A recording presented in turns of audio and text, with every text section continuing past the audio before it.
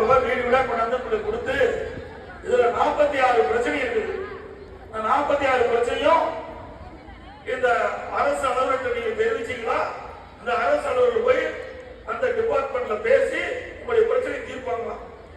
அப்படின்னா இந்த அரசாங்கத்துக்கு 46 பிரச்சனை மக்களுக்கு தெரியல. ஏன் 4 வருஷமா தூங்கிட்டு இருக்கிறீங்க? 4 வருஷமா தூங்கிட்டு இருக்கிறீங்களே. 46 பிரச்சனை இருக்கும்போது அரசாங்கமே ஒத்துக்குது.